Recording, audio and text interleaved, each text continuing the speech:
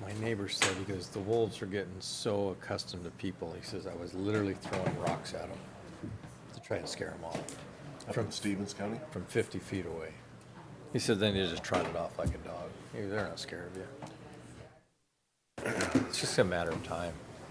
Yeah. He says, even shooting at him, he says, with 30-06, he says, it doesn't scare him. He says, shotgun will scare him. He says, with 30-06, it goes by so fast, and it didn't phase him. And then the wildlife specialist said that they're now associating gunshot with something to eat because of all the hunters when they got the deers out.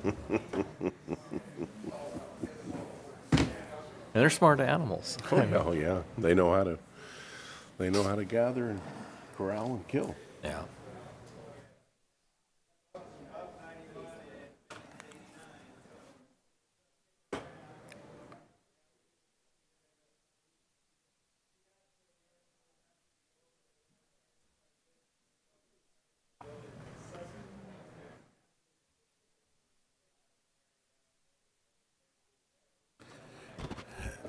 So currently, just working with Mike on the budget. We are, for current expense, we're at negative $3.1 million, and we can go for full transparency. We can go department by department and look at all of the different requests that are currently in there. Quite honestly, a lot of the smaller requests were added in. Some of the bigger ones, there were some big ones that were added in, but then others have not been at this point. But ultimately it's the board's decision in the end, and so we can make any changes that the board would like to see made. As far as So the yeses indicate that they are currently added into the budget at this point. So, for example, in the WCU extension agent, there's the two requests, $5,200 that's added in. So these added in add into the where we're at with the negative $3.1 million. And then into the assessor's office, these are the two positions that he is requesting. Those are not added in currently. And then the $4,500, these are related to these positions as well. All of his other requests we currently have as yeses. And as far as I don't know if the board wants to make a decision on one or two of those positions, that would be helpful as well to know where we stand on that. He's speaking of one position. What is the other position? There's a GIS cartographer position and then a ag appraiser. I think the ag appraiser is more desperately needed for the to get the new construction, to my understanding. But the ag appraiser is for new construction? I think it's going to be a combination because the way I understand it, and John's explained it, is, I mean, they're multifaceted. So he has people doing specific things, but people can do multiple jobs. As far as the GIS, so the current person has been in place for many years and is getting ready to retire next year. Yeah. And based on my time at the city of Pasco and here, it's really difficult to find a good GIS person. So the recruitment process is going to be a long one to find a person that perhaps is from the area or wants to locate here and be a long-term employee. So there's going to be perhaps some training in terms of crossover. So the GIS person is really essential in that office, and a good one is really invaluable. So that's really how it's been teed up for Tim and I, throughout the process and the GIS person, it's a long-term play, but it also will get here before you know it. So if we're recruiting on the backside of that, what could potentially happen is you could have to go out into the private sector, hire somebody in the meantime. So, your cost may wind up being 40% more because you're hiring a private GIS person. So eventually the rubber will meet the road there, but it's just a matter of how do we want to approach that. But that's then that is not a new position. That is a, It will position. essentially be a replacement position, but it could cost more because of the, right. So it's almost the way John's explained it, and he's coming in and John, we're talking about the GIS position and how vital that is to the function of your department, and finding a good GIS person is really difficult. So there could be some transition and crossover and training. So can you kind of explain how we've been talking about Yeah, that? what I'm attempting to avoid is what's occurred Benton County. I mean, you guys, most of you know, for 2 years they tried to steal our GIS cartographer and offered her pretty much carte blanche, and she's stuck with us. She's retiring this next year. She has enough leave to where she could actually be gone by April. And I'm telling you, even if we looked right now, it's highly unlikely we could even find somebody that meets the minimum qualifications, education-wise and so forth anymore, to get them on board by February, March. I mean, literally, I mean, that would be, I'd be excited if we could find somebody that quick and get them on board to be able to be trained by her. Now, she's assured me she's going to stay till October. But we all know life and things happen. So I know she will do her best to stay until her retirement date in October, but that gives us a very small window to get somebody in, get them working side by side with somebody that's done it for 30-some years. And so what's occurred to like the counties of Grant County and that, they had 2 people or 3 people doing what our 1 person does. And they left. And they actually had to bring an outside consulting firm in to even try to keep up with the basics, and I'm telling you, they can't do it. It's not like having somebody that understands your county and knows it. There's little idiosyncrasies in things out the PK Highway and Colotus and that to where she's got it. Up here, you can't find it anywhere else, the knowledge and the ability. So it's going to take time to try to get anybody halfway up to speed working side by side with her for a few months. So that's my attempt, is to do that. So, and in doing so, that would put her in training and a supervisory mode over that. I was trying to move her to a GIS specialist for the last few months of her time with the county, and then open up a GIS tech, which is her current position, and fill that with the new person coming in and getting trained. That was the presentation. Now, that job description is all written up. It would still have to be approved by the county commissioners. Even if you approve the budget, I still have to then come to you to approve the position change name on that. So, and that's been through 3 HR directors and that because of how we've done. So it is a critical position.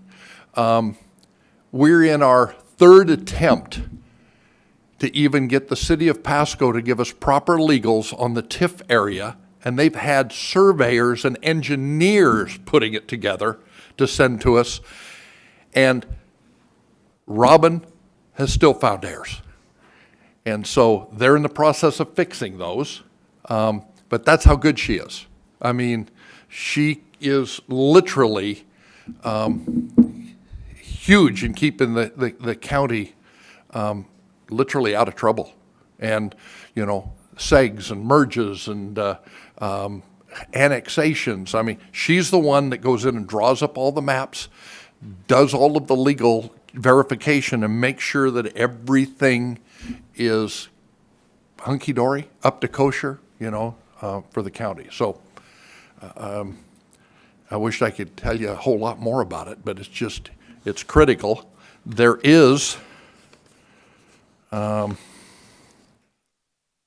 844160 is the one that says the assessor shall, and it deals with a whole bunch of what the GIS has to do. Responsibilities, mapping, subdivisions, and all of that. So Yeah, I would love for her not to be retiring. I really would. Curiosity, doesn't the military have people that they train for those jobs? Well, you have GIS, which are like mappers, and you have cartographers, mappers. GIS is the geographical information systems. That's the kind of person you need to bring in to then train with a person that you've got in the office, because it's so specialized in what you do. You can't just bring somebody in and turn them loose and say, do it. That's what I'm saying. I would just think Even, that, I mean, somebody with place to a look for bachelor, someone. master's degree from college with that as their major, they could not come in here without getting training from her and pick it up and go with it. They just can't do it. So, and everybody is experiencing that. And that's one position in the whole county of all of our employees that does that specialized thing. It's not like we're not big enough to have 2 or 3 or 4 and have somebody that can fill in, and you can't cross-train that. It's just too specialized. Right. Yeah. On there. She won't have to be moved to the specialist position until we bring in a new person, correct? Well, I would like to do it the first of the year only because of budget stuff, Commissioner. And it gets her then in that position to where then I can post for the opening that she then is vacated to look for somebody to fill that position. It makes it cleaner. You could certainly say, we're not going to give you a specialist, we're just going to let you have another technician. That would not give her any increase or consideration for the training and the extra work she's going to do working with somebody, and I was trying to compensate for that. It's not a huge increase, difference in pay. I think it's 2.5%, I think, or it might be 5%. On that. She's already maxed out, and has been for years where she's at in her grade and step. So, it might be another $3,000 or something. And you for can't that. advertise until she has vacated? Well, if you give me a position, I can advertise if I have the position open. If you give me That's why we'd move her to Yeah. a specialist, because then the position because would then be her open. position is open, or you create me 2 techs and I do that. I'm just trying to compensate her correctly for what she's done. And it will affect her retirement. I'll just be, straight honest. It would benefit her for her retirement.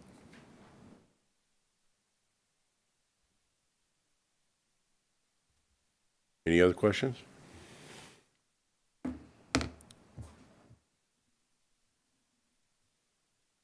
All right. Can you make the new position a temporary, full-time? Until she leaves, we could do that as long as you would have the understanding, commissioners, or whoever the commissioner sitting here would be. I don't believe any one person can be brought up to her capable level in that short of a time. I really don't. We certainly would try. She would try. And if they could, and they could step in, and we don't need a second person at any point in time, fine. But it won't be long. We will be needing something like that with the growth of the county and all the subdivisions that are going in. And yeah, That's not the point. You're arguing the need for the position. I'm Right. just talking about the timing. If she's set a date that she's going to Yes. retire, then there's no need to budget for the full year, because that just inflates the budget. Budget till the time that she's planning to retire. and Right. Make the new position temporary until that date. You could, if I had an exact date. I'm telling you, it's about October. Okay? Well, that's almost the whole year. We got 2 months left out of the year, yeah. So, and that's providing there is not something that comes up and she needs to go a little earlier. That would not be her intent. I really want to make that clear, because I know that's my concern is, gee whiz, great, we get somebody in here to get trained and she gives us 4 months' notice and she's gone on leave because she has so much time built up. That's not her intent. But life sometimes throws curveballs, and I certainly am not going to overpromise, underdeliver on something on it. So, but that wouldn't be the intent. And yeah, I hope we can find somebody to pick it up.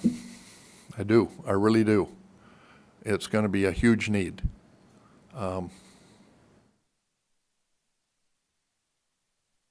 So, All right, for your consideration, gentlemen, I appreciate it. thank you. Keep going, Tim.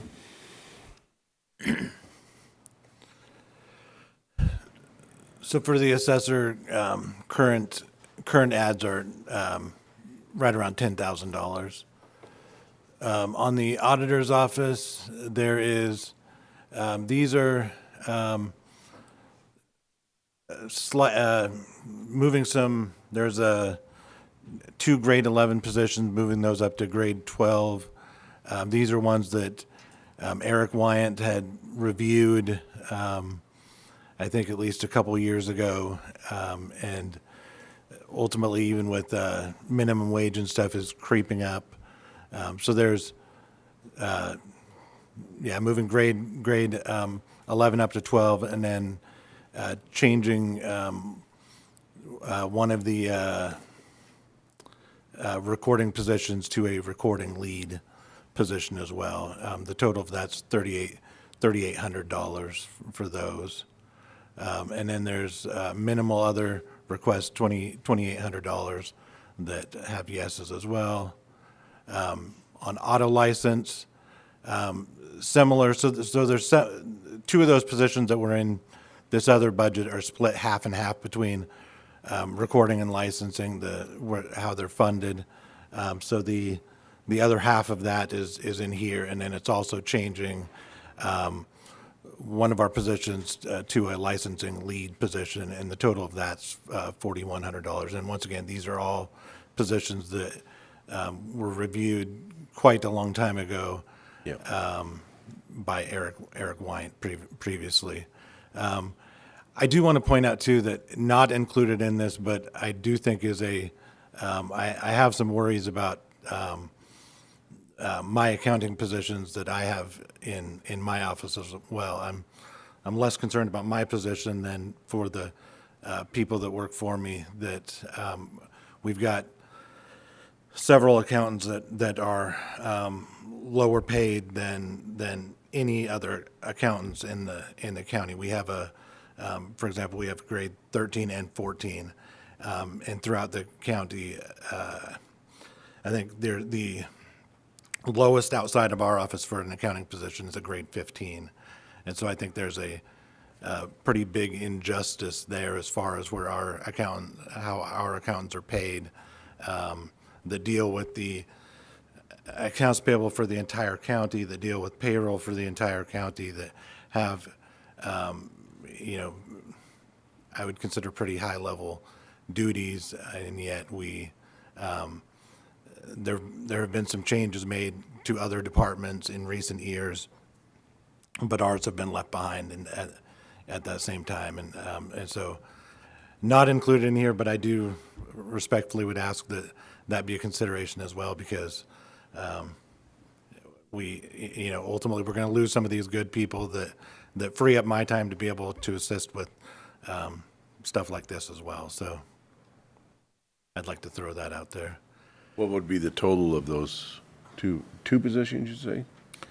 There's a grade 13 and 14, and then, there would have to be some movement on the other positions as well, because they do have higher level duties than those as well. I could get you those numbers. I'd have to work that up. Okay. Continuing on the licensing side, there is $1,500 for other miscellaneous changes.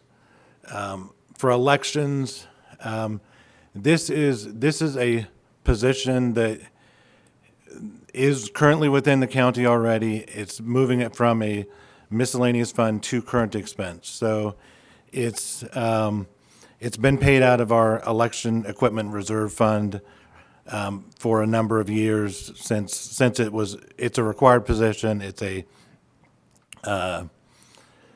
bilingual program coordinator position. It's a required position. It's been funded out of the equipment reserve, but ultimately, that doesn't make a ton of sense. That fund is for buying equipment down the road. It really shouldn't be commingled with a regular staff position. And I also mentioned that previously the election department was only funded every other year from the state, so they wouldn't pay, for example, in the presidential elections. That recently changed, the legislation changed on that, and so we do get funding from the state every year. And so if this were removed, ultimately you'd find that revenues would also decrease by approximately those same amounts, because we do get reimbursed from other from the state and other cities, districts, and such. And so if you remove this, the revenue goes down as well by about the same amount. The only part that we don't necessarily recover is the county's portion of any election costs. And then with the election year coming up, there's $52,000 of increased estimated costs for other items, just the presidential election year, and there's an unknown as far as how many elections there will be during the year, but I think this is based on running four elections that year. In building, they had $7,700 of requests. In planning, there was $3,000 of requests.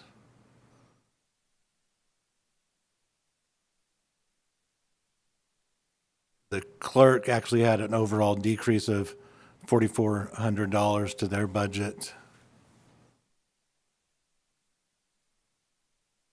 Superior Court had an increase of $6,800. OPD, this is changing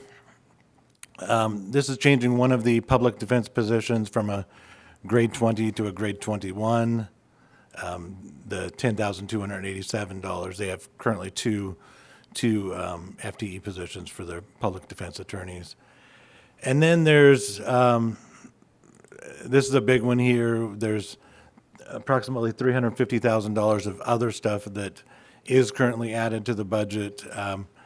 It's a hard one to argue against currently, just based on what we're seeing right now as far as requests coming in. They've had multiple, including there's one coming next week for increase for another budget transfer.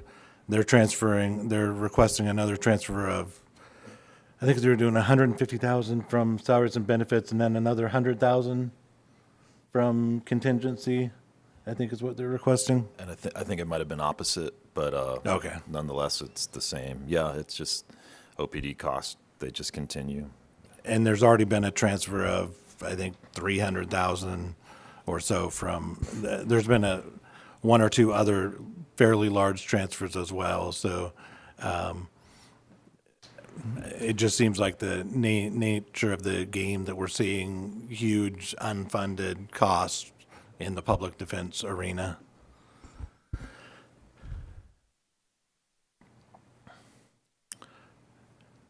Facilities, this request is to move these positions from 7.5 to 8 hours. That's not currently included in the budget. And then there are other changes they have.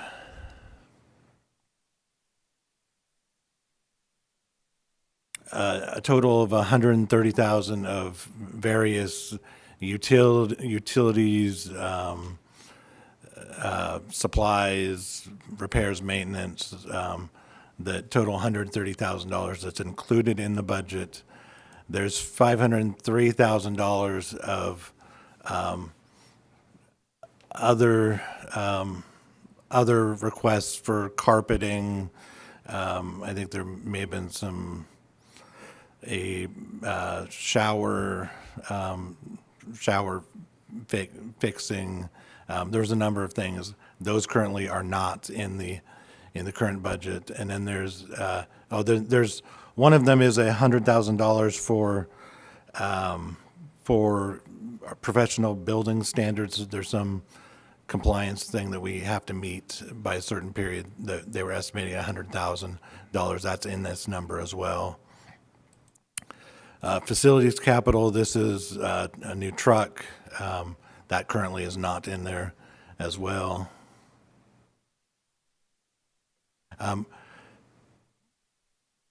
There may be, I can meet with Jennifer after this as well, but we may be able to fund some of these projects through from our real estate excise tax fund for some of the building improvements. It can fund some capital related stuff related to buildings and such. It can't fund things like a truck, but it may be that we can cover some of these requests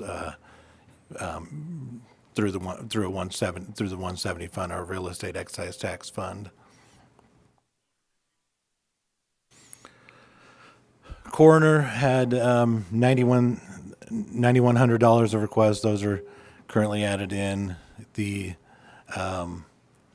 Board of Equalization's $6,300. There's been substantial increases in that arena here recently.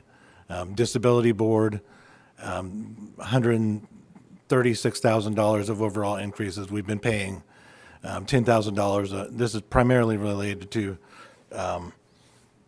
one person in this, one of our left one retirees that we've been paying a pretty significant amount on every month.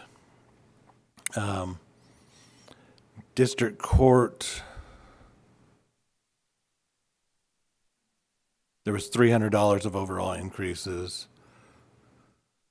Probation didn't have anything.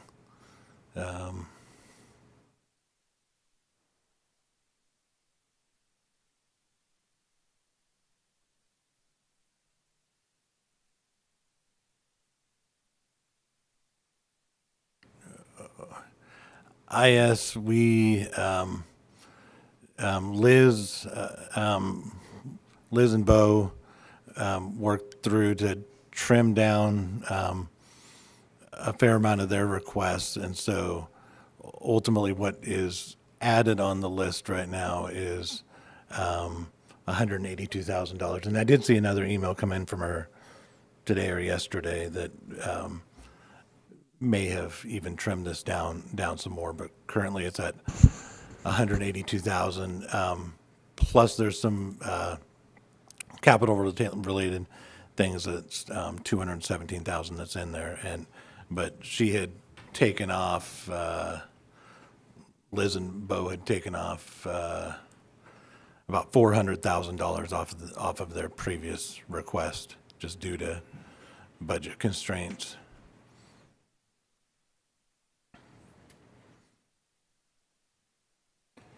The prosecutor's office, this is changing the grade of one of their senior level attorneys, $7,200. That is currently included in the budget. Their other requests netted out to zero. Child support overall increase of $800. Sheriff's office, there was a request for $76,000 for overtime, and then related benefits would bring that total up to $87,000 total. That is currently not in this budget. There's the original. There was a request for uniforms of $69,000. There's currently $35,000 added in for that. And then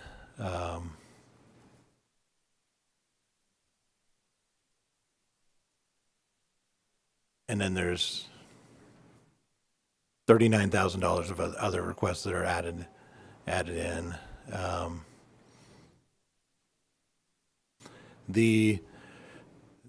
There's a request for it's two mobile radios, and there's two radios and it's four pieces of equipment total, I believe, the total of $34,000. And then each year they've received $250,000 for vehicles.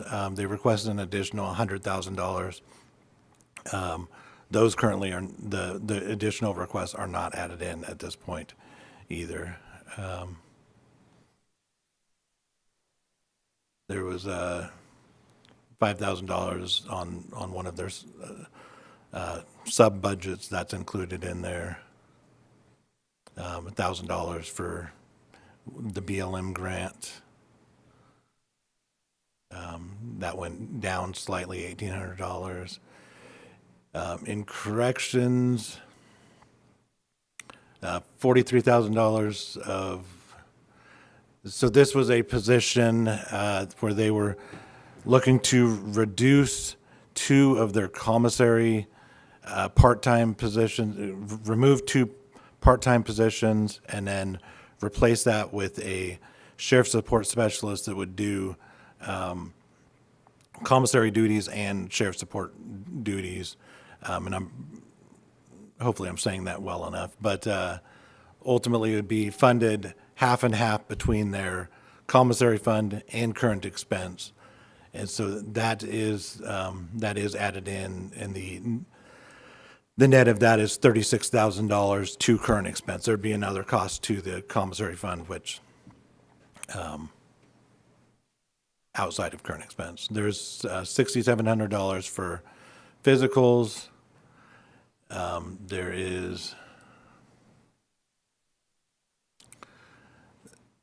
There was $317,000 of other requests that is added in. A large part of this is $180,000 of that is for insurance. Insurance has been going up significantly. This is something that hadn't been adjusted in the past, so that was very appropriately increased this year. I think when I was looking at insurance before, it had gone up like 20% or something. And this hasn't been adjusted in several years, and so I do think that the $180,000 is a very reasonable request based on what we've been seeing. The one thing that isn't in there currently as well for corrections is the $250,000 for they were wanting RNs to work on the nights and weekends. Currently, I think it's well, it's not RNs, it's other. I don't know if I can't think of the term, but it's not RNs, and so they were wanting more qualified staff to be available 24/7. I think on the weekends as well. They're currently available during the week, I think, but not on the weekends. And to try to meet some certification, they were wanting an additional $250,000 for that. That currently is not in the budget. This is for a key box in the sheriff's office or in the corrections department. That currently is not in there as well for $26,000. Food service, $35,000 of cost, probably pretty minimal considering the inflation we're seeing. Those were included in there. Civil service, this is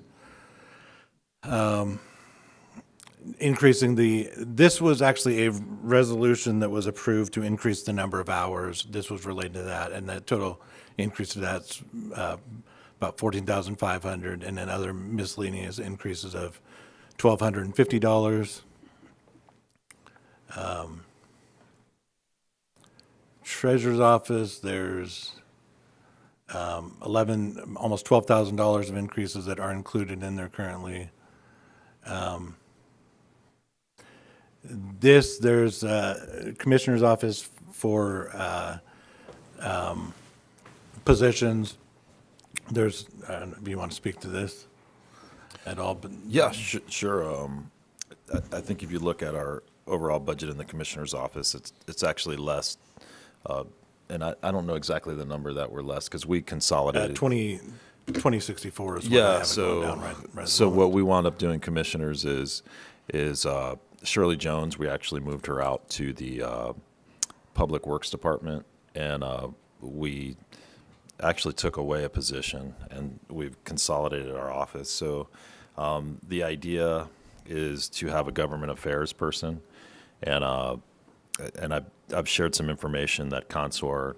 This was really a recommendation that came from Consor, and we built on that to have a government affairs person that can work with our legislators, that can work with a lobbying firm, and then really try to get some return on investment, whether that's through identification of grants, whether that's through identification of legislative activities that can fund things like the HAPO Center and different legislative priorities. So for the public, I do want to read an exchange that I had with Consor recently between Clark Worth, who has been our primary consultant on this, because I do want to be transparent about this. He says, you asked me about the strategic financial plan that will include a strategy that calls for placing more emphasis on government relations and public affairs. The short answer is yes. While we haven't yet framed the details of our recommendation fully, it's clear that Franklin County needs a higher profile to influence decision-making at the state and federal levels.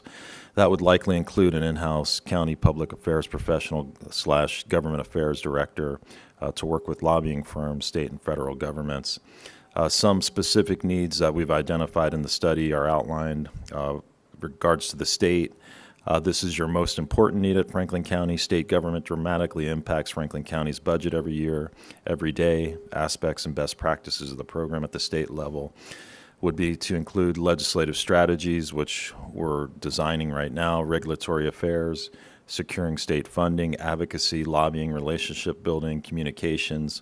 On the federal front, increasingly important given Franklin County's continued growth and prominence and utter reliance on federal policy to the agricultural industry, Hanford, Columbia, Snake River dams, et cetera. The best practices include support or oppose legislation, advocacy, securing federal funds, coalition building, communication support. Public affairs will be a small part because, as most people know, I do handle that here because of my background in the media. So his final recommendation was Franklin County should demand results from this important investment. Lobbying is not a naughty word. It's called fact-based advocacy on your behalf. They'll be able to communicate strategically to shape the opinion and deliver results. So this is something I'm very adamant about and identified early on in my tenure that we're lacking. We do have WASAC, which lobbies for us on a state level, but this person, again, it would be a multifaceted person and someone that we would really get return on investment. And I've been able to do this within the scope of our office with actually making it smaller and being fiscally conservative, while I'm going to demand that we get a return on investment from whoever we hire in this position.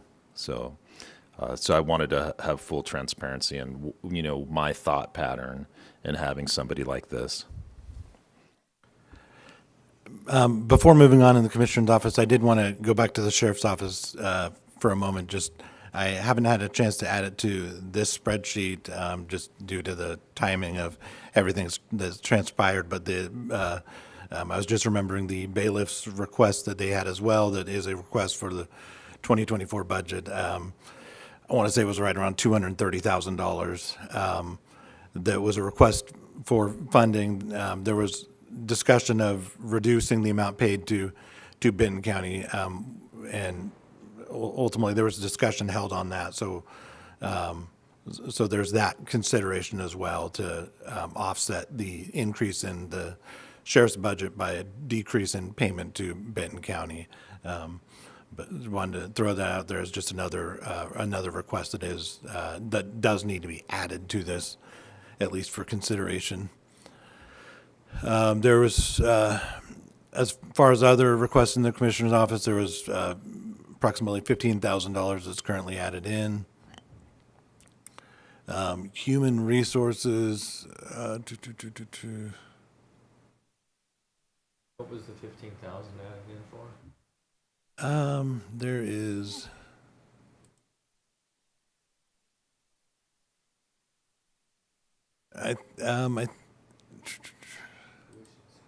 Tuition schooling. I'd have to look in my book to remember Mike, do you know offhand what? $3,000 for travel for staff, dues and subscription, $3,500. Are you talking about the tuition and schooling? Yes, some departments build that in based on, we have certain employees, which it's a right within our policy that we reimburse for schooling, but the employee also has to give a few extra years. So sort of a golden handcuff, education slash. But I mean, it's beneficial because we've had a lot of employees take advantage of it. But my understanding of it is they will pay for the costs up front, and then once we identify that they've taken the class, so we don't just hand out the money. They actually have to complete the class, actually get a passing grade, and then we'll pay for it. But in exchange for that, they give more time to the county, which I think is a good investment because you wind up getting a good employee that's educated. And I mean, you do run the risk that they wind up somewhere else, but in the meantime, you do get a good employee that's educated. So the travel and commissioners, 5,000 each? Correct. And that's not a new request. Those are balanced at baselined over from previous years. That's been available each year. So does that money get put back in? Because I know myself, I don't think I spent $200 on travel. It's zero for me this year. It should have been put back. It would- 3 years. It would be fund balance that would carry forward to the next year.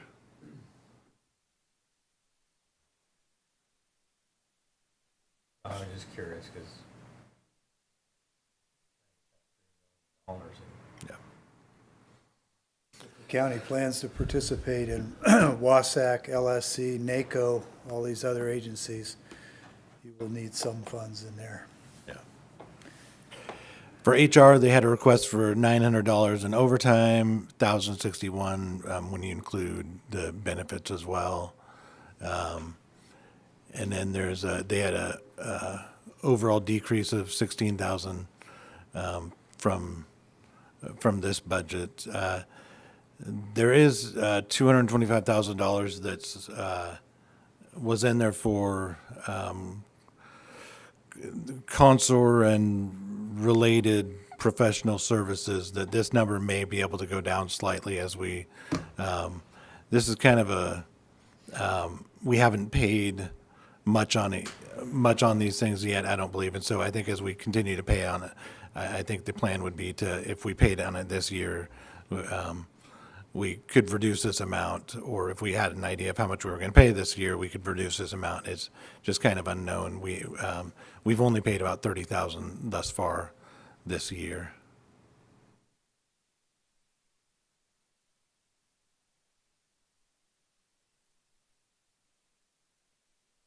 There's $100,000 that's for marketing, advertising, and then a request for $19,000 approximately for legislative representative increase. So a total of right around $120,000 in the non-departmental. Those are both currently added in.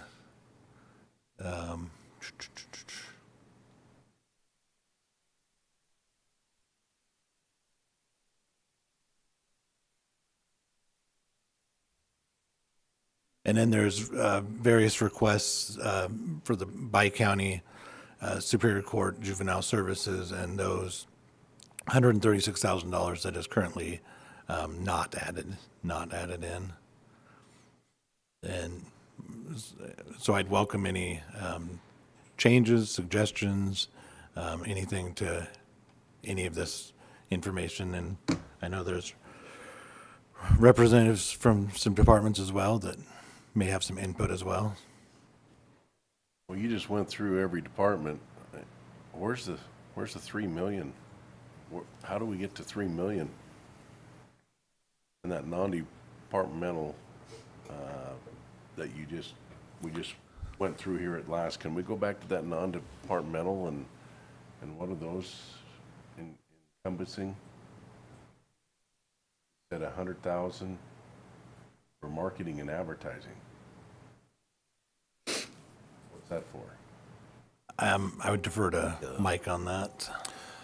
So that is in anticipation if we're going to do a levy lid lift, which I know it is something people don't want to hear, but based on what Consor's telling us and based on our revenue streams and lack thereof and the way inflation is happening, it's clear. I think we all in the Strategic Growth Committee yesterday, I don't think we have any choice at this point. I know, John, you're the one who crunches the tax numbers all the time, and if you want to speak to this a little bit, Consor is recommending it, that we take it to the people, and we're going to need the education piece because there's clearly shortfalls here. And this is not anything, this is decades in the making and just sort of the way the economy is going and inflation is happening, wage pressures on health insurance. So the rubber has certainly met the road here at Franklin County. Yeah, There's and no question. I'm not an advocate of taxes, even though we're the ones that get, for it. But as I mentioned earlier to the commissioners, I'm a realist, and the county can't continue the direction it's going without the proper finances to provide the services that the taxpayers are expecting. So they either have to give up services to some degree or something, or there has to be some type of funding for it. I'm an advocate of leaving it to the people. That's why in 2001, they changed from 6% down to 1% on what the county commissioners could raise based on their highest lawful. And I think the intent was that if there's increases to much of anything over 1%, it should be the people that vote on it. We have drastically reduced levy rates. Not all of that has been because of values of individual businesses or housing going up. All new construction also helps diminish and decrease those levy rates. So we're going to be down between 70 and 76 cents, somewhere right in there in levy rate, instead of currently this year we're at 85. City of Pasco is down from $1.28. They went down to $1.08. So they're dropped 20 cents per thousand again on that.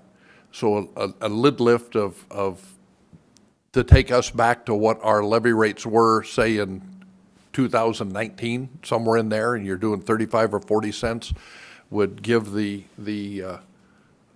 county the ability to function, budget, and start building on some reserves. So that's just numbers. I'm not telling you got to do anything, but the county is digging a pretty damn big hole, and it's digging it deeper every year. And pretty quick, you're not going to be able to get the dirt out of it. You got to have some help somewhere. And there's very few options other than going to the voters, in my opinion. As far as Commissioner Didier, you had asked the question of how we got to the negative 3.1. We started the prelim budget about negative $750,000, which would, that included revenues submitted by each of the departments for their estimates of how much they thought we would bring in, as well as baseline expenses. So all the balances from the previous year for essentially salaries and benefits carries forward to the next year. Salaries and benefits, we get data on that and compute those numbers and add those numbers in. So just with salaries and benefits increases and decreases in revenues that were submitted from some departments, ultimately we started with negative 750,000. So then on top of that,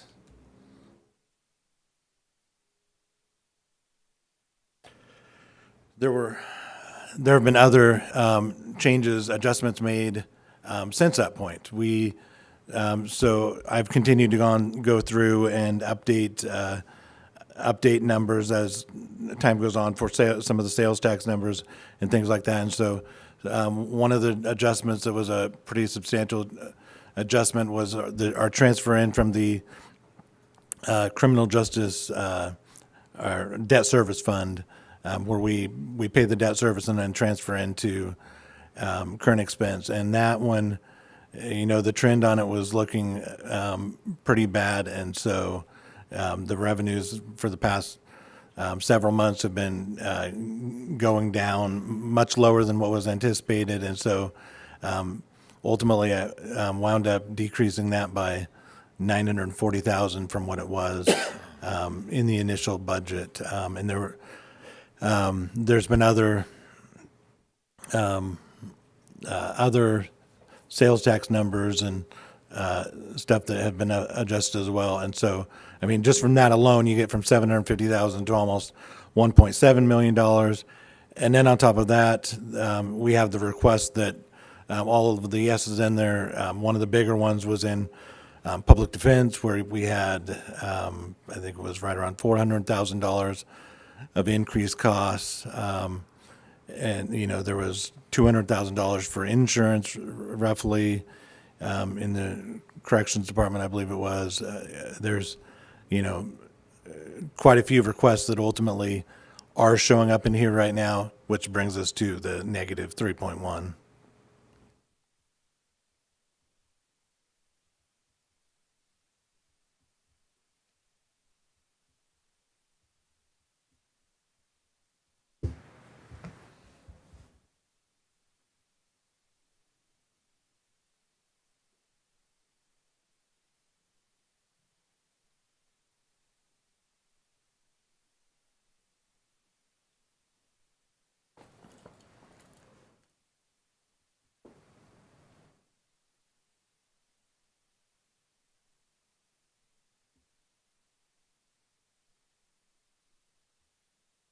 Going back to that, you went over the 100,000 for there was another one, there was a yes in there. Legislative representative. What's that? That's Pottison. So we've used a firm, I think it's Potts and Associates over the year. Yes. So again, based on what I read from Consor, the recommendation was to find an actual lobbying firm that advocates on our behalf. I can't read that. What's the total in the green? So 18,720 for the year. That's the increased request. So the total request is 24,000 for 2024. Yeah. So if we're gonna hire this person to be our lobbyer, and couldn't he not report to us and we could eliminate that? Well, no, because really, Commissioner, I mean, it really is a symbiotic relationship. So, for example, when I was Government Affairs Director at the PUD, we had a lobbying firm that I worked with directly. So they were boots on the ground in Olympia, advocating on our specific legislative priorities. So I was also working with our legislators in Tri-Cities, advocating and building those relationships with them, as our lobbyists also work with the people that they had influence on. So that's one of the missing elements that I'm seeing here at Franklin County. We're probably, I would say that in my research, we're one of the only jurisdictions of our size that does not have this type of influence in Olympia. I mean, we're state government. We're an extension of the state. And, all due respects to Wasac, I think they do great work. Commissioner Peck has been influential, with the Legislative Steering Committee, but they're advocating on behalf of, the 39 counties, and you don't get the actual influence. And this is a recommendation, that's coming from our consultants. This is not a want, this is a need. Professional consulting organization that's going to have leverage and exert any amount of time and effort on your behalf is going to be a lot more expensive. Issues that are of greatest impact to counties, like the 1% cap, are among the half dozen core legislative agenda items from Wasac and from the LSC.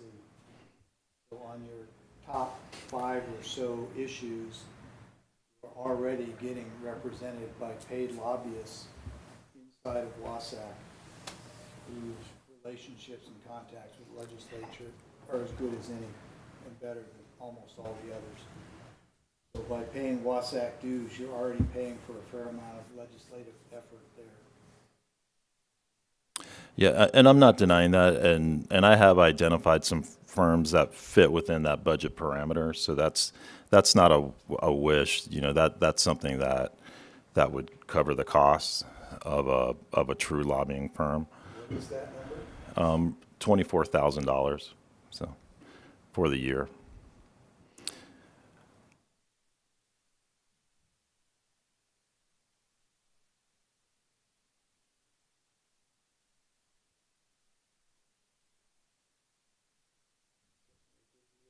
Less than I see professional lobbyists charging, but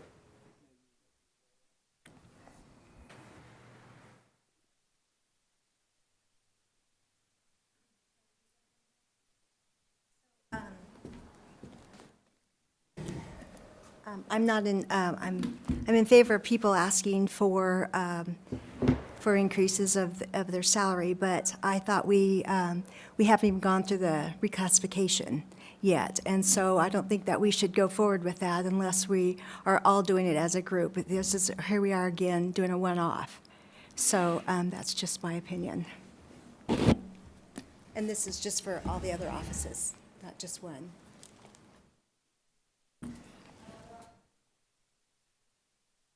I have people that I need to be reclassified.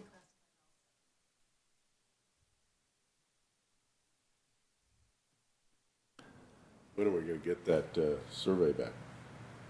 You're talking about the actual study. So we're gonna push it into to January for the new commissioner so that they have some input on it. So probably February 1.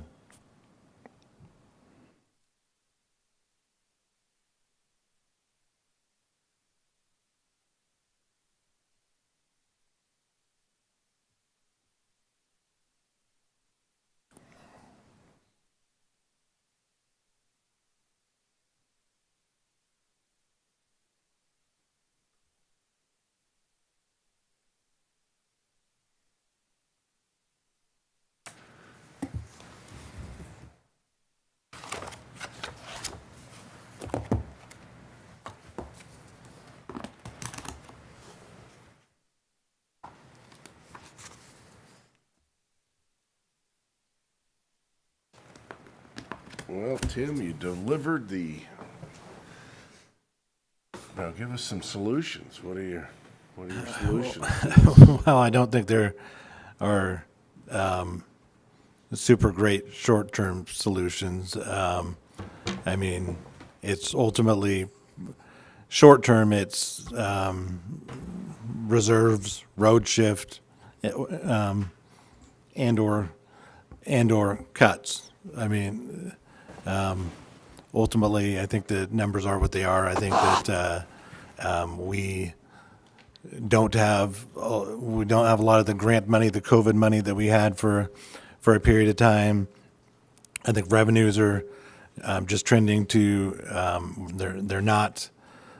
You know, if they're going up, they're not going up to the same rate that they for a number of years. For example, sales tax was off the charts, and these numbers are just tailing off now. They're not. They don't appear to be.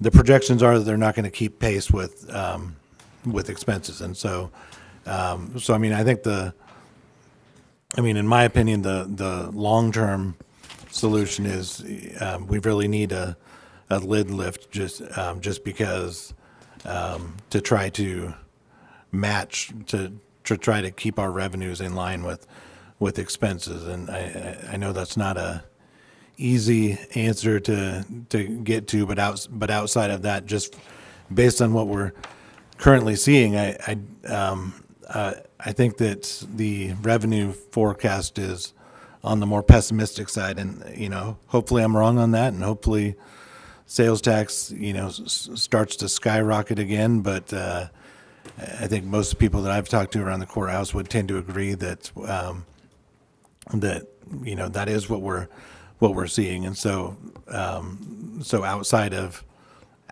cuts, I mean, you're really starting to look towards generating new revenue, which would be lid lift would be one of the main options for doing that, I think.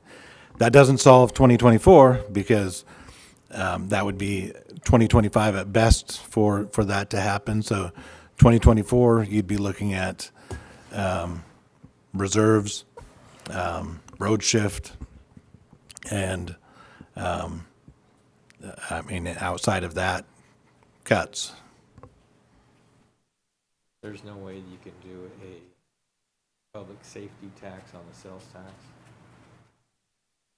As far as I'm aware, I think we are all public safety taxed out.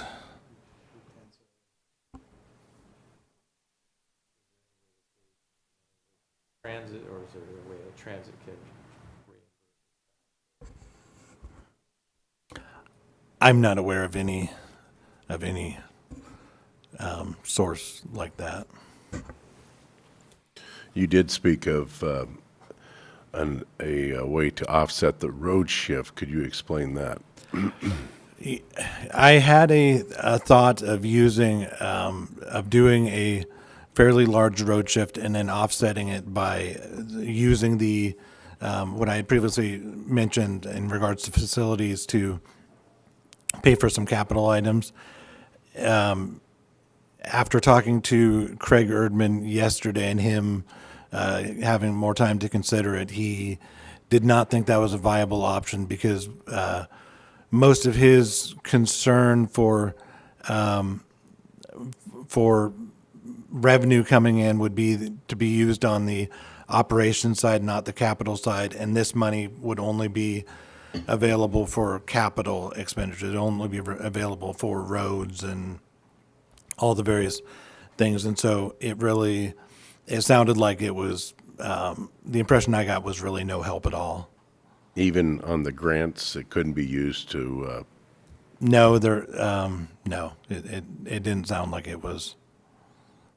The impression I got is it was no help at all. If you had another impression, Mike, please. Yeah, I mean, my impression was that the reporting aspects, it could be utilized, but the vast majority is for operational expenses, like paying people, essentially like that. So while it could be used for capital expenditures, again, the reporting elements were a little bit cumbersome. And so by the time you got through all that process, identifying capital expenditures and things of that nature, it might have not been worth the pain, if you will. So You spoke with Rochelle from the transit. we did speak about something else. There was the ability to take some tax money and use specific allocated towards some staffing for security with either sheriff's deputies or Pasco police. But it had to be earmarked in that specific fashion. And I talked to her not too long ago, and they decided not to do it. I don't think there was a huge demand and necessity for it. I think there is a mechanism, but ultimately it is a board decision to relinquish that tax. So I know there is a way. It's just, but it has to be a collective decision of the Ben Franklin Transit Board. But that's a political decision that you'd have to wade with the board, and it would be a difficult one, I'm certain, to relinquish that funding. well, I know that we're not the only county in this predicament. I have heard that Yakima County is already furloughing people.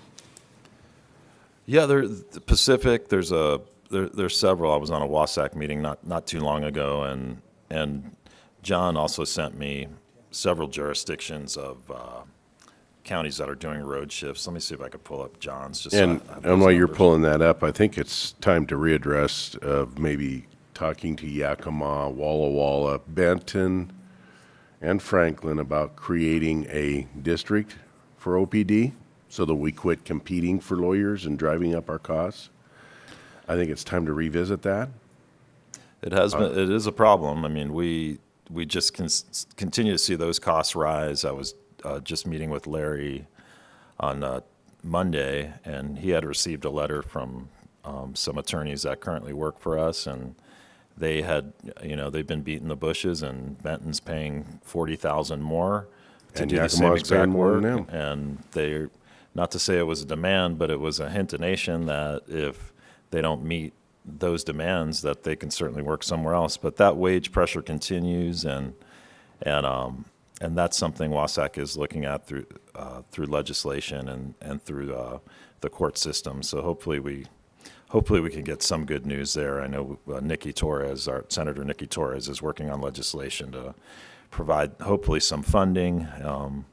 The likelihood that comes to fruition in a short session, probably not likely, but hopefully this is the session that gets the ball rolling, and then by 2025 we could have some answers. But Commissioner, this is some information John Rosenauer, our assessor, sent me. This is information that he received from counties that are doing a road shift or a diversion. So Asotin is doing $600,000 a road shift, Yakima $654,000. Pierce County is doing a diversion of $16.2 million. Keep in mind, Pierce County is a massive county. Pacific, which is not too big, is doing $1 million road shift. Mason County, not too big, comparable size of ours, is $1,080,000 diversion. Garfield is doing a road shift, only $20,000. Jefferson, $620,000. So a lot of counties are doing either a road shift or diversion. I should speak on Craig's behalf slightly. He was talking about the county roads that, well, for I think 3 years running, we did a $1.7 million road shift, and it pretty much sounds like they're just starting to recover from that time to where they're getting to where they can operate as they should, and the impression I got from him is anything even $500,000 to him is extreme, but I think anything more than $1 million, and he could speak to it more eloquently than I, but I think anything more than $1 million would pretty much I think mean layoffs on his end. He wouldn't have the money to even do some of the things that he needs to do. And I don't think he wants anywhere close to $1 million, but even at $1 million, if we did $1 million road shift and then take all of the money from reserves, that essentially gets us balanced. But I mean, that's not a whole lot of great solutions. And there's, as we just went through, there's several requests that I think departments would might advocate for as well.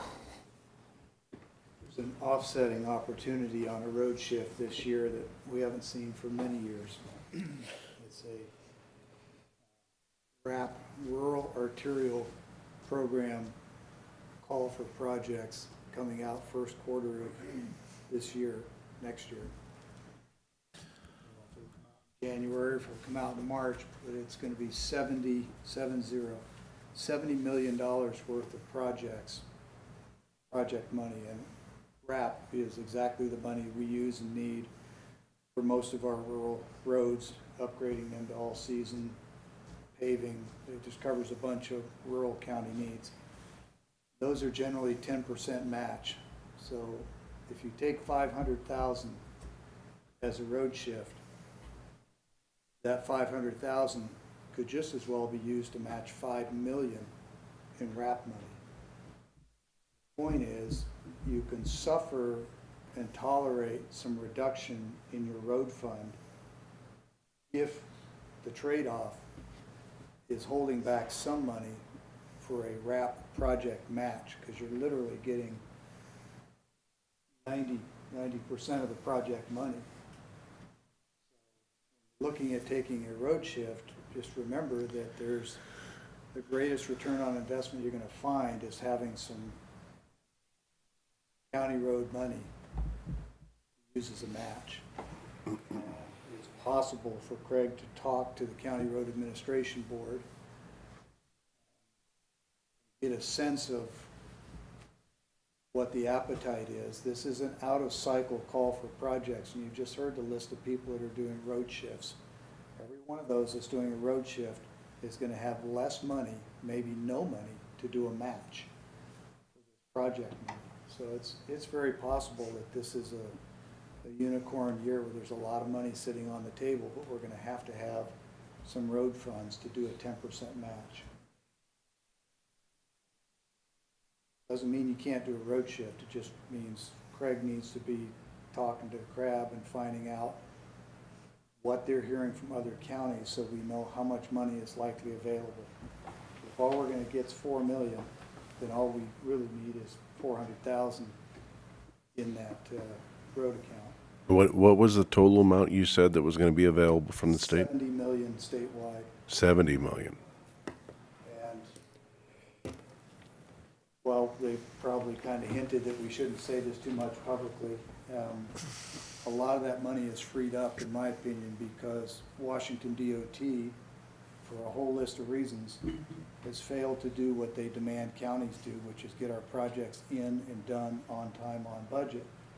They're way behind the curve, and they're actually asking counties if we will take on projects on their behalf.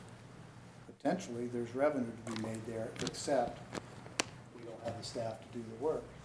So it's, that's where the 70 million, I believe, is coming from. It'll be 10% match, I believe.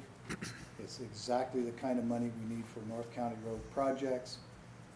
And I'd hate to see us shift to the point where we didn't have money available to pick up at least a project or two, because the return on investment is 9 to 1. With the bridges in depletion out there that we have in North County, this would be a great opportunity for Franklin County to improve a lot of the crossings of canals. Tim, could, and Commissioner Peck, you guys would probably know, could you match funds with reserves or reserves allocated? Would you have to use those up for certain specific uses? I don't believe you can use current expense money for that match.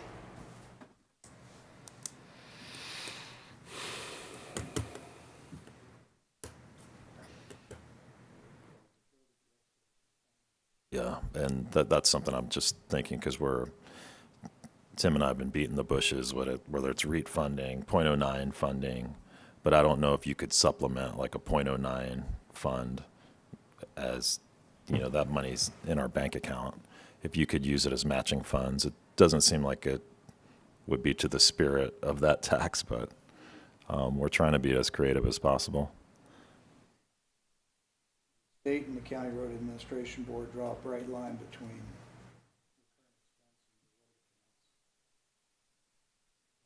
cross that line, you become ineligible for state gasoline taxes, probably for any rural arterial program money too.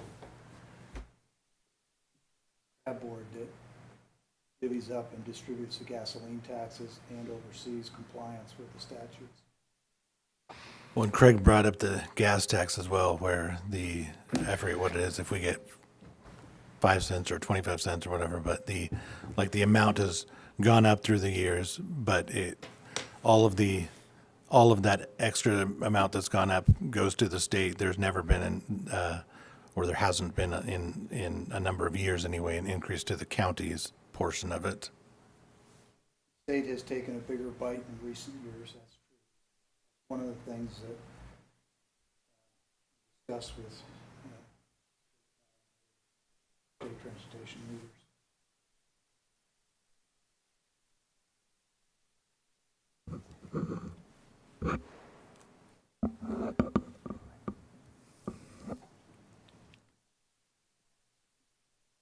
Well, looks like we're gonna have to sharpen the pencil a little bit more here. I'm an advocate for road funds staying on the roads. I've been working at that since I've been a commissioner. So I think we're just gonna have to figure out what we can do here more wise to balance this budget this year, get into next year, and see how the funds roll in. I'm with you, Tim.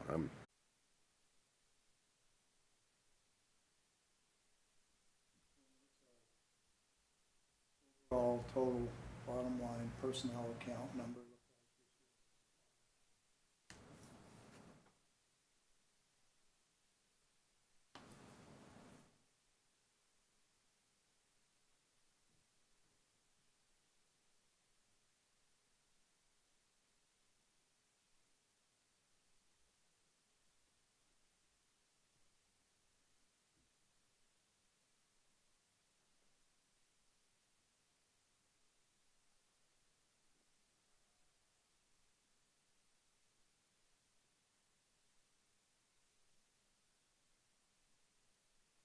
Last year, it looks like we were at 24.2 million.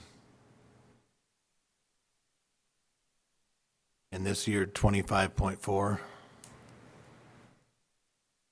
current expense only.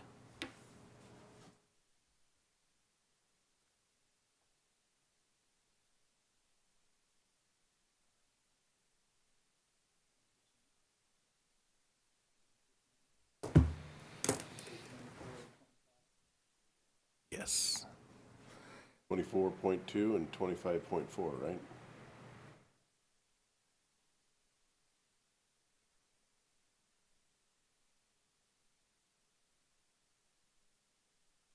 Approximately 5%, looks like.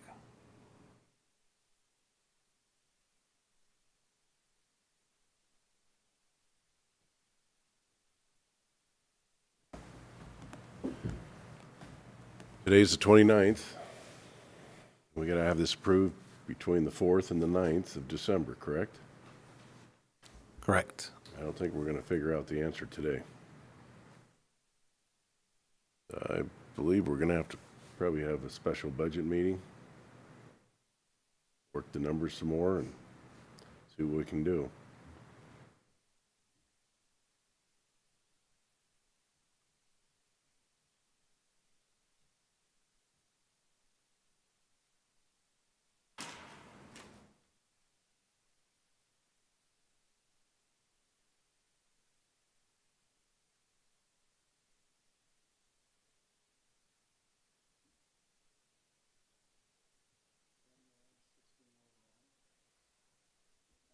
Going in 2020.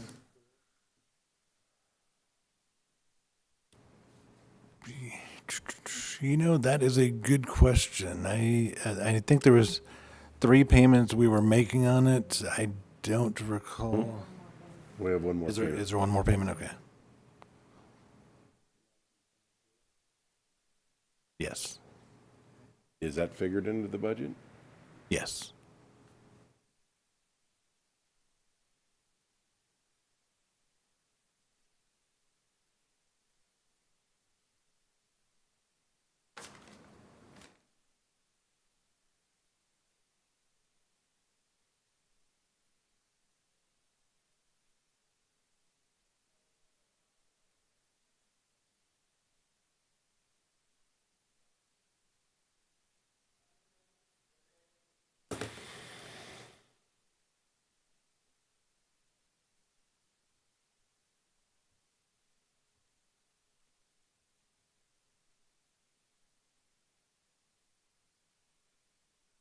Is it out of question to ask each department to cut their budget by 3%? And would that cover it? 5%?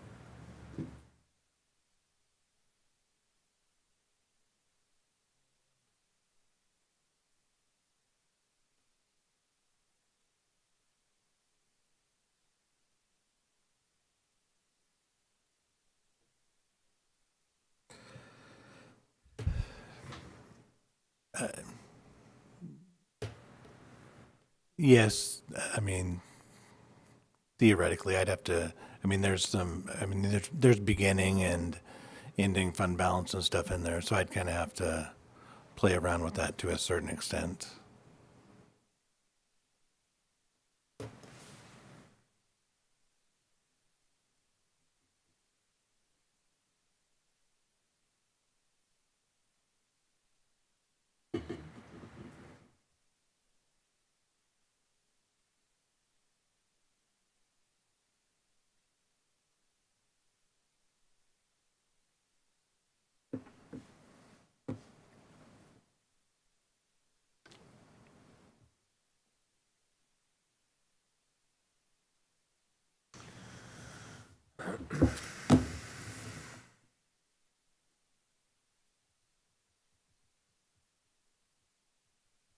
Any other solutions? Because you can't spend money you don't have. I don't know. You know. I mean, ultimately, I think we need the lid lift, and I mean, that would, I mean, we could, you could do $1 million road shift, 2.1 in reserves, and ultimately bank on getting the lid lift. But the question comes up, if that isn't approved, then you're that much worse of a scenario, because now you've spent all your reserves and everything too. And so, I mean, there's that risk. So you'd be full on banking that you're gonna get it, and that certainly could be the solution that we need. I mean, outside of that, big revenue generators would be selling some property, but those are one-time fixed kind of scenarios as well. I mean, it could certainly help to build up reserves, which would be a good thing, but it's not something we want to be able to operate on for long time needs. You don't want one-time revenue sources for permanent, ongoing needs. Could you lease like restaurant sites out there at Hapo, or? You could get creative. These are all solutions for down the road. Yeah, I We mean, gotta they're have a not, they're not solution. short-term fixes. I We mean, gotta- if you we sell gotta- ground or you lease sites, I mean, those are a few years away. We need to be so- thinking that way, but right now, we gotta balance this budget. We gotta have a budget going into '24 so that we can. And I think we're gonna have to ask our departments to all look at how we can cut. I don't see any other fixes, because if there's money to be had by RAD, I don't want to miss out on that. We do have a rainy day fund up to 2.1. We can use some of that. But we can't raid our road department. That is the primary source for all the revenues out there north to get their products to market. And you heard Craig, 1 year of not preservation adds to 3 years of fixing.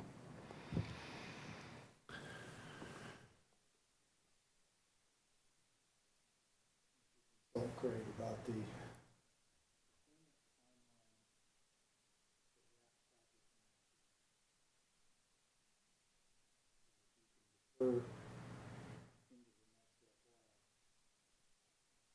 remember that comes in July, not in December.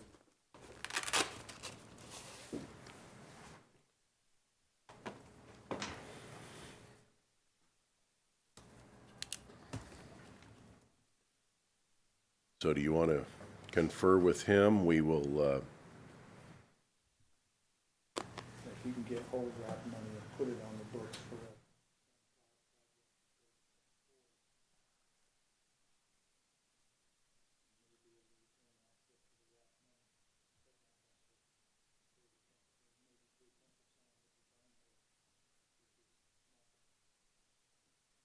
see if we can do it in the '25 project.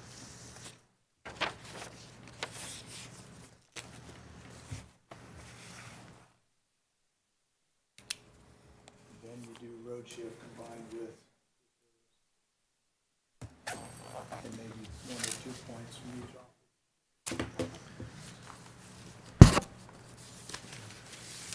and Mike, if you can check with other counties, if there are more counties doing road shifts, and Yeah, I this is going definitely to be a will. unique time for Franklin County to grab a hold of a lot of those funds if we're the only ones available to match.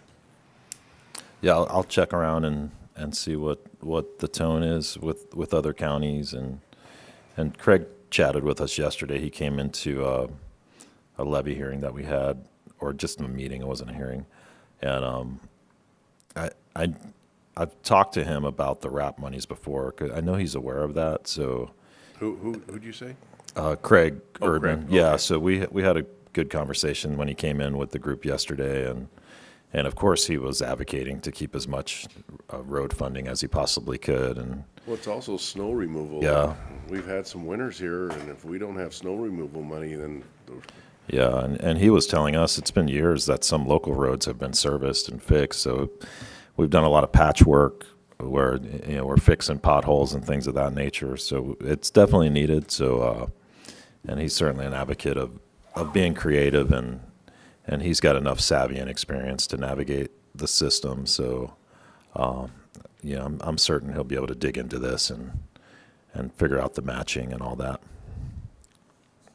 So do we want to recess to Friday or maybe Monday of next week, or? I can work with Tim and crunching the numbers. Obviously, more today and Thursday. We'll probably need a 24-hour notice on something like that. Oh, that's right, we do. Yeah. Do at 9? Yeah. Okay. So Monday at 9? Monday at 9.